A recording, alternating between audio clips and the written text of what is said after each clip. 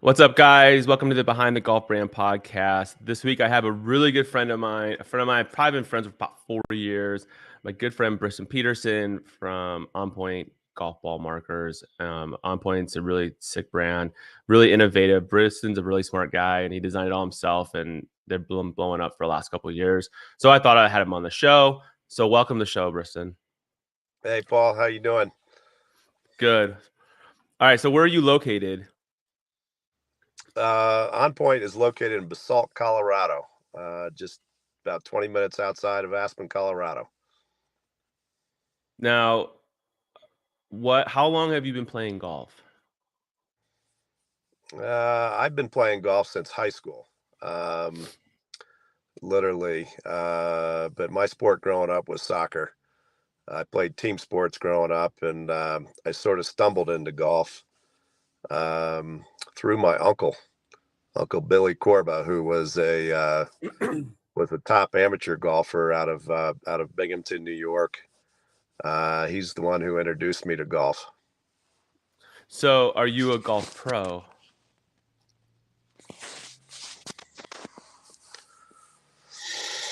So, are you a pro at golf, or how good is your game? Briston, you hear me?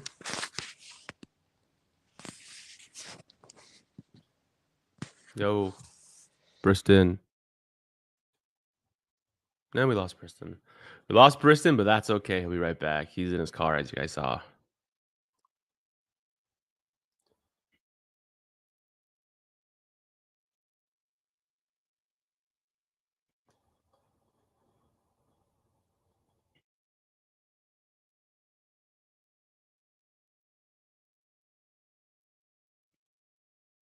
Yeah, I don't know if you guys have seen OnPoint.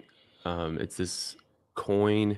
It's actually two pieces. One, it's like a half a golf ball almost, but it's made of metal, and then it's a three-dimensional ball marker. It's really cool. And then you flip it over, and it has like a normal coin-sized ball marker in it. So you could really have two in one. The top ball marker or the flat coin ball marker. But it's really cool. And there's like lots of different designs you can get. There's um, I know they have like a 3 line, a single line. Some actually look like a golf ball. Um, they have different color schemes, and they've had um, a lot of support from the professionals, and it's really cool to see that happen with a small brand to grow that fast. So that's why we wanted to get Briston on the show today to really just talk about it and talk about how he invented it and how it all came up. So hopefully he'll come back. Um, I know he said he's having some issues with his cell coverage. So just give us a second and we'll be back.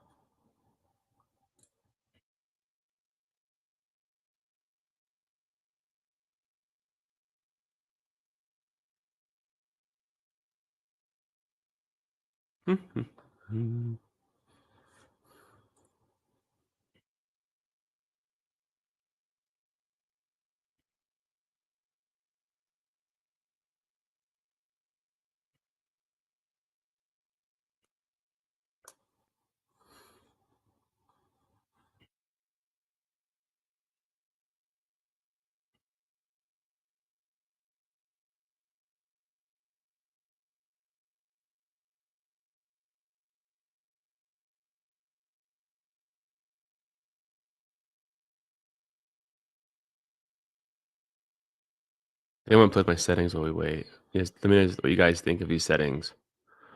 That's one called full frame.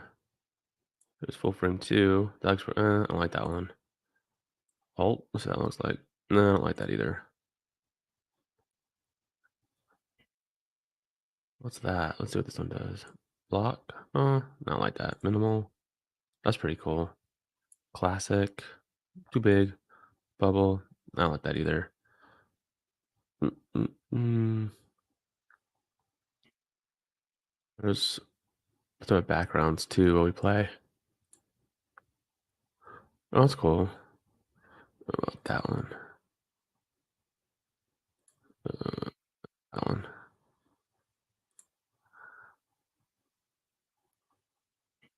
So loud.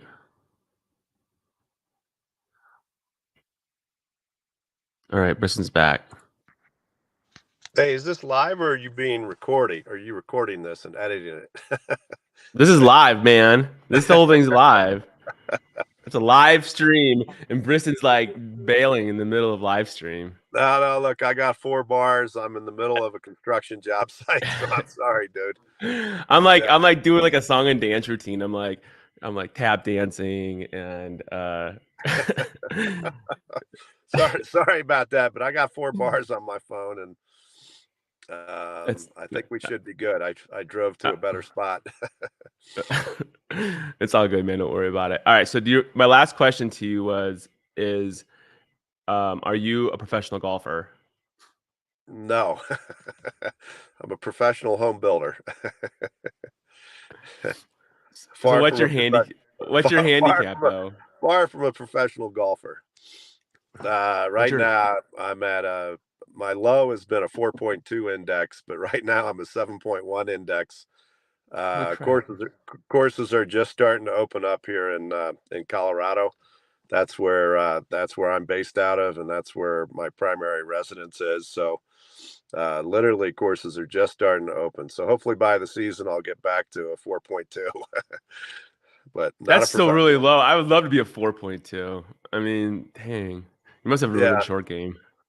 Well, our course is pretty easy. So our Oh, y- my index yeah, does it's not based on like travel. 9 holes, like an executive course. Well, it's I'm just the kidding. ball flies a lot farther at 8,500 feet in elevation, right? That's So true. That's so true. so when I go down to the desert, it's a You different drive ball it to the game. green. You like driving like 400 yards and stuff like that, and No, then you no, come no, down, no. and then you come to I'm Arizona, and you're like 200, like me. no, no. Our course is pretty wide open, so it's not.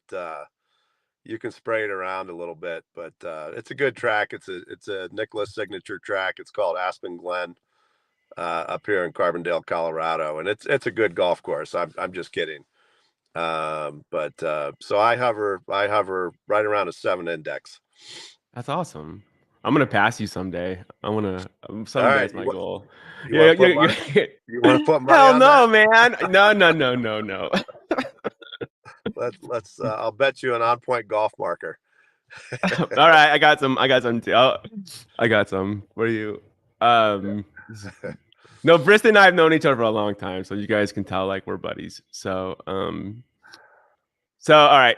How'd you get into golf? Like, did your uncle get you into golf, or you just like stumbled on it, or what happened? Yeah, yeah. So as I said, I played team sports growing up, and my uncle was a top golfer out of Binghamton, New York, and there used to be a tour stop called the Endicott Open up in Binghamton. And when I was in middle school, uh, I used to go up and stay at my uncle's house during the event, and he used to have the likes of Lee Trevino, Frank Connor, Gary McCord staying at his house. And I used to sit around the kitchen table and talk to these guys and go watch them sort of inside the ropes in Binghamton, New York. And that's how I got addicted to the game, because it is an addiction, as you know. I mean, once you start, it's tough to give up. It's when you play team sports your entire life and you go out and play golf, and it's basically you against the course and you against yourself. It's quite a challenge, and it's the beauty of the game. So then, did you grow up in New York, or where'd you grow up at? No, no, I was born outside of Seattle in Washington State and moved to the East Coast when I was like 6, 7 years old, and I grew up in right between Baltimore and Washington in Maryland. So I grew up in Maryland, but now currently live in Colorado and Arizona. Um, so you grew up in um, where'd you say? Maryland? Maryland, yeah, just Maryland. outside of Okay. Baltimore, yeah. So you grew up in Maryland, and then did you go to like did you go to college? Did you like what did you get your degree Yeah, in? yeah, yeah. I played soccer at a pretty high level. I played in area called Columbia, Maryland, which was a hotbed of soccer. And I ended up going to Rutgers College in New Brunswick, New Jersey, and played I Division didn't One know soccer that. for. Yeah. Oh, Yep. you play Division One soccer? Holy Yeah. crap! Yeah. Yeah. Yep. In the day, I used to have skills, Paulie. That's impressive. I never knew that about you. See, I learn something every time I have a podcast with my friends. Yeah. Yep. Yep. Um, all right. So then, what did you get your degree in then? Beer, Rutgers and College chicks. is a liberal arts school, and Uh-huh. I actually wrote my own thesis there. They have a program called the Henry Rutgers thesis, and I wrote my own thesis in college, and graduated in 1987. That was probably the year you were born. No, bro. I was born like I was like 10 years old. Well, close to You don't it. see you see this stuff? This is getting Yeah, you could be my son, and you don't even know it. Yeah, right. You'd be like, what you have like 15. Right. Exactly. You never know, man. You never know. Yeah. So you graduated from Rutgers, and then like what made you move to like how'd you get to Colorado? Like what year was that? For work. For work. I used to save up my pennies and come out here and go skiing and in Aspen, Colorado, and I started looking around and I said, Really? would you rather work in Baltimore, Maryland, or would you rather work in Aspen, Colorado? And moved out here about 35 years ago, and it was a great move. Love the East Coast, but you can't beat Colorado. So um what made you to get in like into construction? Like that was that your plan? Or you moved to Aspen, you're like, hey, I want to be into construction. Like were you into real No, estate? no, Like how did that all happen out? I grew up in the business. My father was a builder developer, and so very direct path in my life on how I got into the construction and development industry. So So was your dad yeah, a builder developer in Maryland? he was in the Baltimore, Washington area. Yep. Yep, he, when we moved from Washington State, he took a job for a company that ultimately became the Rouse Company, and then at a point in time, he ran Ryland Homes, which is a publicly traded home building I've heard of business. them. Down Yep, in and Arizona. then he started his own business, and when your old man owns the business, you sort of get infused with the drug, and so I've been in construction my entire life, and that's all I know. Well, that and golf and soccer. Well, I don't know much, Paul. Yeah, right. This guy's fooling you. Just wait. So, all right. So then you moved to Colorado, and then like, how did you start your business, like in construction? Like, what made you decide I'm gonna build house? I know you said like the weather and all that, but like, I mean, that's kind of a really good time to move to Colorado because like Aspen's this beautiful place, but was it as built up then as it is now? You know, or was it still like a hidden gem that people were starting to move to, and you saw like an opportunity there? Yeah, no, as I said, I used to come out here and vacation. Um, Yeah. and every place I go, I'd always pick up the local paper or the local real estate section and read it. And I just saw trends that were occurring in this area, and basically said, I looked around and I looked at just the quality of life and the quality of living out here, and just recognized some trends, and basically said, this is a place that I want to move out to, make some roots, and start a business. And I did that I started my business in 1997. Um, it's been very good. So we're in the construction and development business. We build high-end custom homes for the 1% of the 1%. So it's a very niche market, and and it's probably based a lot on reputation and design and comfort, because I would assume that these buyers have very high standards and they all know each other, right? So it's like Yeah. you, you can't Yeah, mess it's around. yeah, when you say buyers, I call it a glorified beauty contest, when we're introduced to a project, the client typically interviews, 2 or 3 general contractors and selects the right partnership that they're looking for,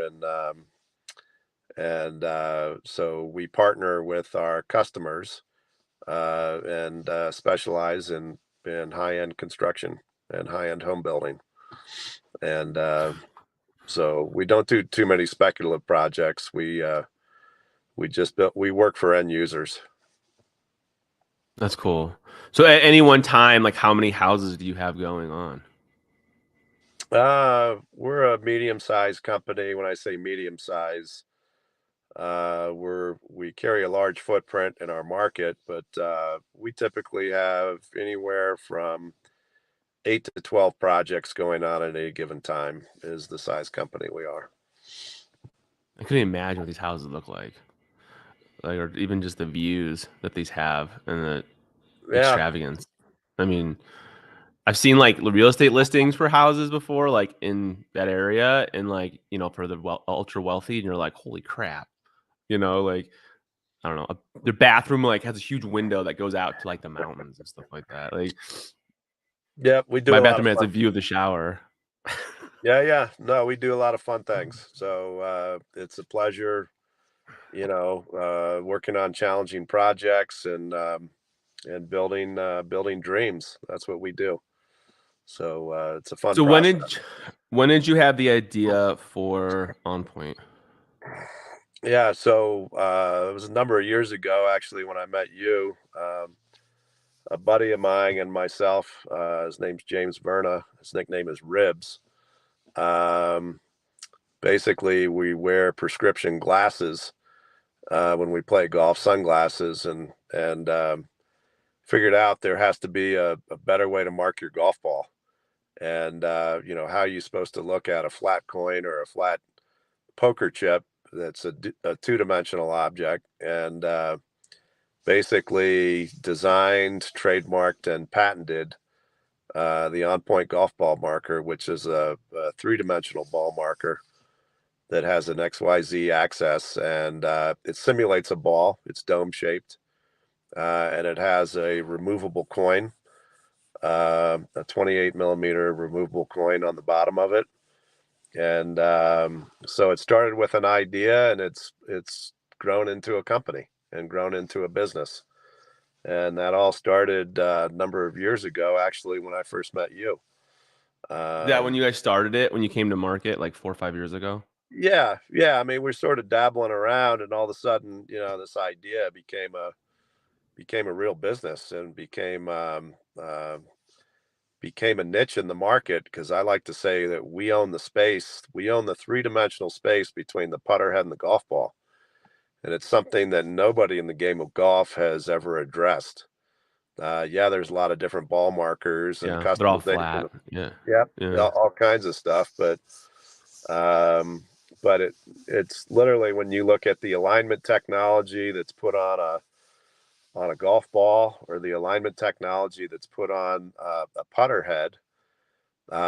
We've literally designed and patented just about every alignment technology you can imagine, but we have a patent on the dome-shaped marker with the removable coin. And the beauty about our product is, a couple years ago, I sent it to the USGA in New Jersey, and that's where they tested the product, and it was a game changer when the product came back that said approved for use according to the rules of golf as defined by the USGA and RNA. And so that was a big game changer for the business, where it complies with the rules of golf. Because technically, if I was playing a match with you, I could walk up with a pizza tray and mark my ball on the green with a pizza tray. And if I was playing a match with you, Paula, you would look at me and say, "Hey, Briston, that pizza tray Give me some bothers pizza. me." Yeah, I'd say, yeah, there's a little more pizza in the box, right, on those long putts. But uh, if you say, "Hey, that pizza tray is bothering me," that's when you have to drop a coin-like object, and that's why we have the removable coin. And so there's a lot of different ways to use the product, but it's a game changer where it helps increase the pace of play if used properly.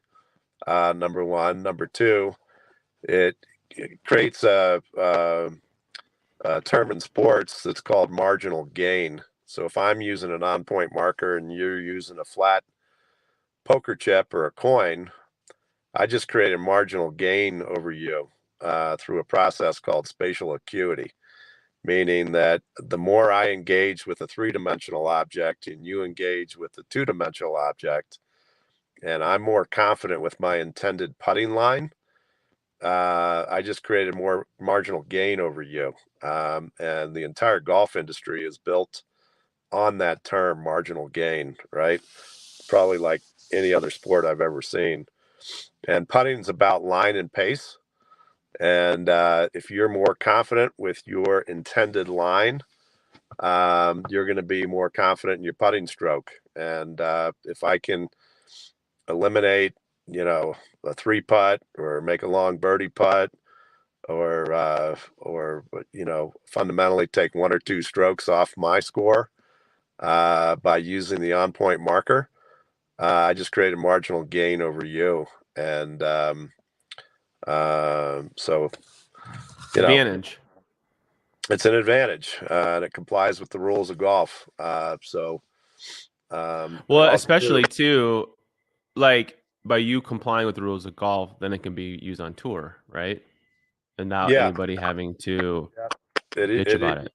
yep, it is used on tour. It's used on the Corn Ferry Tour. It's used on Champions Tour. Couple guys have used it on the PGA Tour, but our main brand ambassador is Jim Furyk. I'm sure it's a name you've heard before. He's a seven-time. I think he's won 17 times on the PGA Tour. I think he's won a U.S. Open. He's been Ryder Cup captain, and he just got named as the captain for the Champions Tour event, the European event that's coming up in play. But Jim Furyk is our brand ambassador for the product. And so tell that story how Jim, this is a cool story, you guys. Tell that story about how Jim found your product. Yeah, so when I was building some prototypes, Rebs and I were coming up with some ideas and continued to refine the ideas. I sent a couple down to a good friend of mine in high school. His name's Ray Benjamino, and he's actually director of our national sales for OnPoint. I went to high school with Ray, and Ray and I used to hack it around in high school together playing golf, and we still play golf together. But Jim Furyk puts on an event called the Jack Leg at the end of every season. And somehow Ray got invited to this event and still is on this event where Jim invites 24 of his best friends, and they play golf for a long weekend. And anyways, Ray was paired up with Jim at the Jackleg a couple years ago, and Ray had some Like, what are the odds of that, right? Like right there. That's right, crazy. right, and Ray had some prototypes that he was playing with, and unbeknownst to me, and I'm sort of unbeknownst to where this was going, Jim goes up to Ray and says, "Hey man, what are those things?" And Ray explains them. And Jim goes, "Hey man, do you mind if I have a couple?" And Ray didn't think anything of it, and nor did I know about it. And Jim goes out and uses the product, and where Jim really broke the product out, and where I saw it on TV was when he finished second to Rory McIlroy at the Players Championship down at Ponte Vedra at the Players. I don't know if you remember that, where Jim and Rory were making a late charge at each other, and Jim finished second. And Jim was using the OnPoint marker for all of his long putts. And the idea is that he transferred the knowledge from what he was gaining off of marking his ball on his long putts, and just transferred that knowledge to the ball.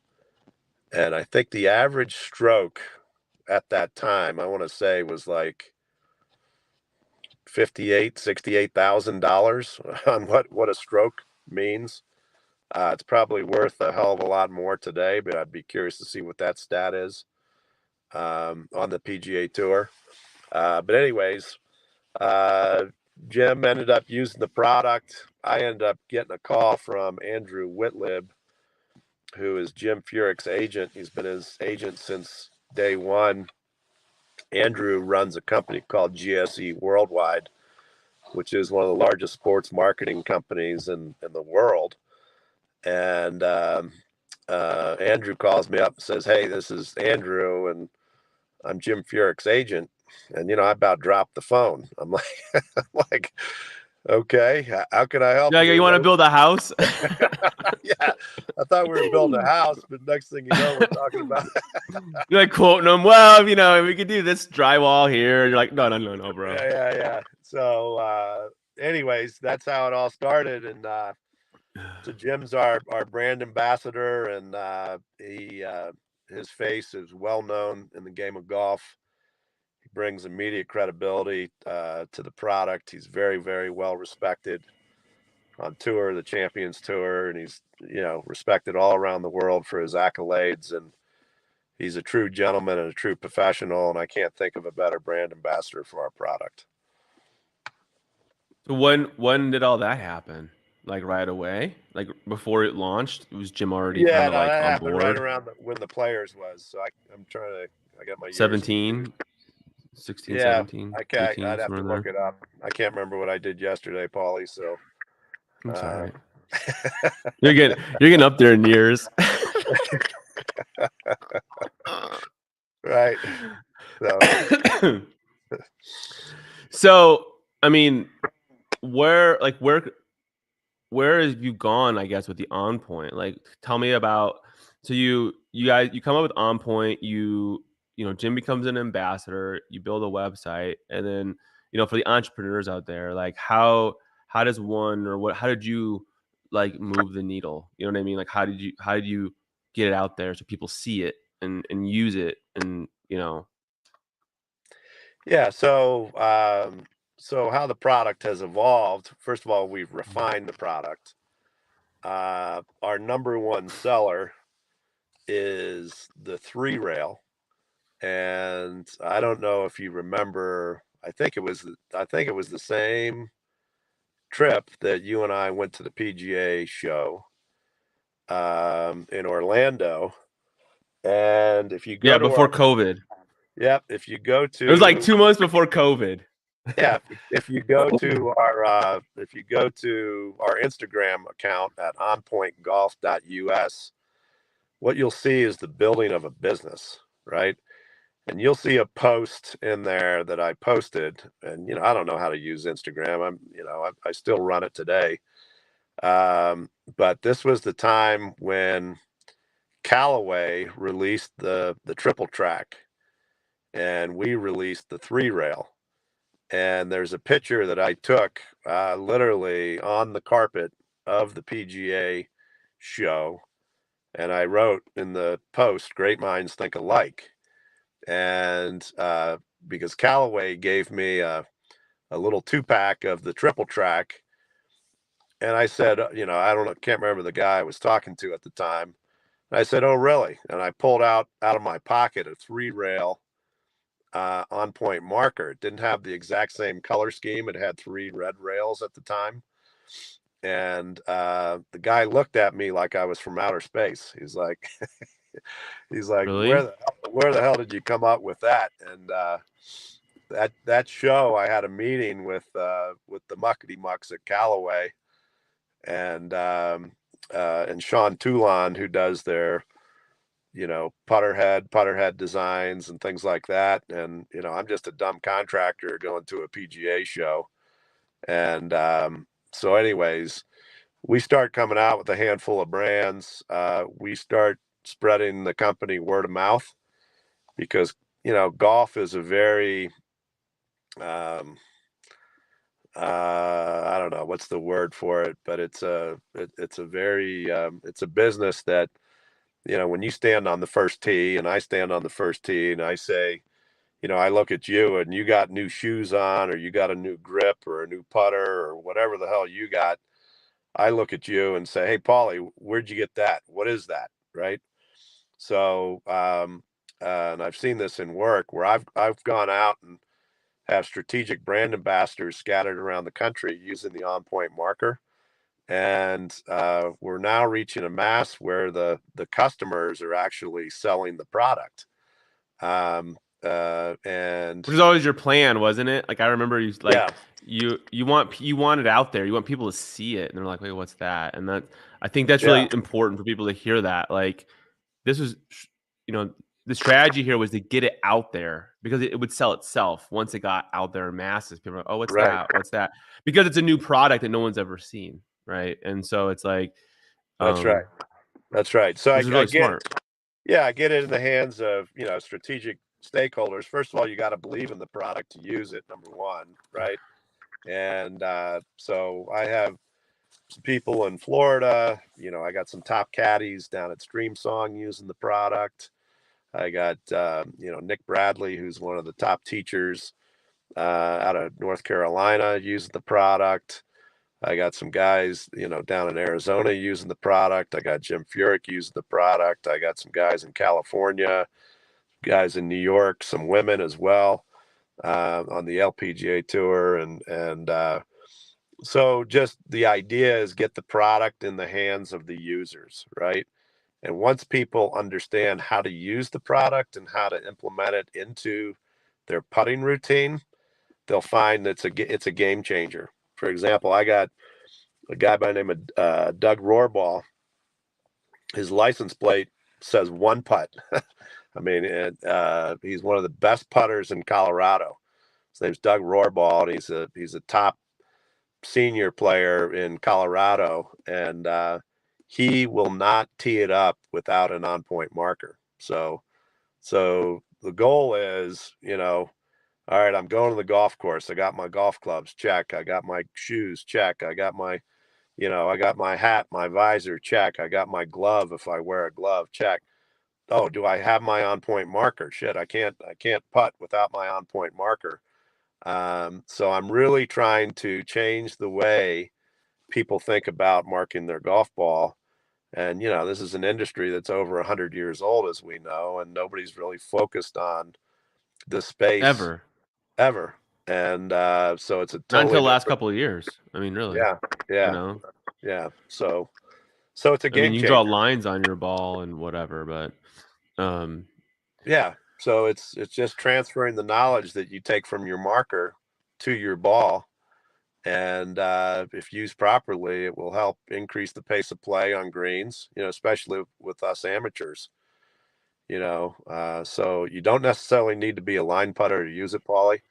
So, like when I hit my ball on the green, what I do is the first thing I do is I walk up, I look around, I say, all right, is my mark going to interfere with the play of others? Because there's a provision under the rules of golf called etiquette.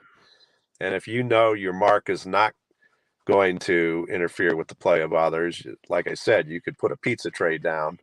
But if you find it objectionable, that's when you have to use a coin like object.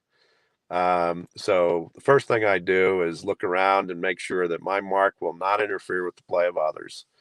And if I'm confident it doesn't, then I mark my ball with my intended putting line on the on-point marker. So you don't necessarily need to be a line marker on your golf ball. So now usually my first read is a left to right putt, straight putt, right to left putt.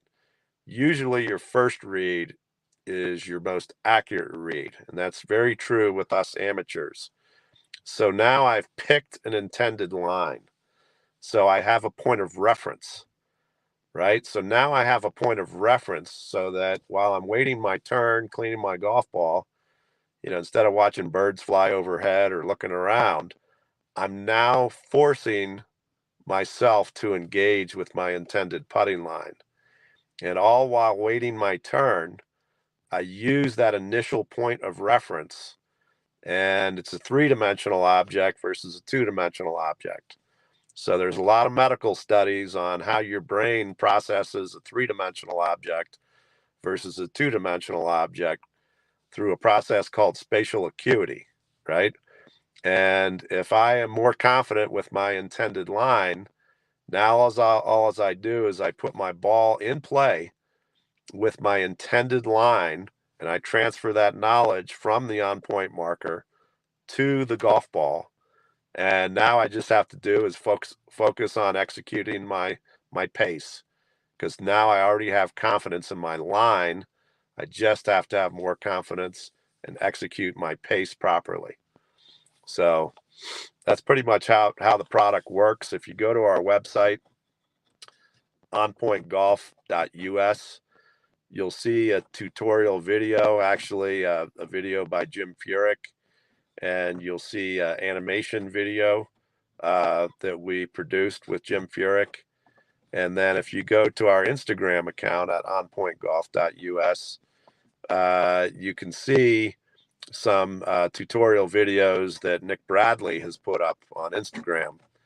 And we have a whole host of videos that we still got to release on there just to explain to the market on how properly use the product. But once you understand the product, it's a game changer. So we're revolutionizing the way people thinking about marking their golf ball on the green. And you have the ability to customize the coin, the 28 millimeter coin. And we've done a lot of customization with the coin, a lot of top Yeah, clubs. you, So, you yeah, got you got a lot. Like, I mean, you do. If you guys are on Instagram, Club Pro guy has done a lot yeah, with you guys, yep. which is cool. CPG. We've had a relationship with CPG for a number of years, and he's an incredible guy and incredible. Phenomenal player. Actually, well, I don't want to break his cover, but he's a true stick in real life. So he can play some golf. But he's a great brand ambassador. We have product Oh on his yeah, website for that you can sure. purchase on his website, and some other strategic sites out there. As I told you earlier, we just got an order for from Dick's Sporting Goods, where they're going to do a launch in 6 different sporting goods stores around the country, and do a beta test on see how sales go. And so, That's exciting. yeah, it's really exciting. That's a huge deal. Yeah, then I just patented another marker that I'm doing with Squares golf shoes. It's actually a square on point ball marker, and you'll see a launch out of Father's Day. We're going to do a joint venture launch with Squares golf shoes, and so we got some really fun things happening. With Bob. Yep, yep. Bob just called me this morning. Bob's the man. Yeah, Bob's cool as hell. He's a good dude. He's really smart. Yeah, yeah. Super Great smart. guy. Serial entrepreneur. Him and I hit it off right away, and one of our brand ambassadors, Nick Bradley, also is a brand ambassador for Squares golf shoes. Yeah. And Bob just called me and left me a message this morning before we had our show because we're buddies too. But he's good. He's Cool. smart. Really, really Yeah. smart. Tell him I said hello. Well, I will. He's like, call me back. I'm like, all right. But I mean, it's pretty cool to see how much you've grown since I first met you. Like, and especially like, you guys didn't imagine this though, too. Like, he's still running like a very large construction company. Like, this is not his full-time gig, obviously. And that's why it's like he's a very, very busy man and he still had time to invent this product and he's been able to market it the way he has. So it's very inspiring, to hear these kinds of stories, especially with guys like Briston, because there's not a lot of them out there. It's kind of cool to hear that. So where can people find OnPoint then? if they're interested. Yeah, yeah. So just go to our website, onpointgolf.us, and we're on Shopify. That's one means. The other method is through golf.com. Last year, we were voted one of the top 10 selling products on golf.com. So you can go on golf.com through Golf Magazine. So we have a share a sale affiliation with them. They really like our product. They featured us 3 times last year in Golf Magazine.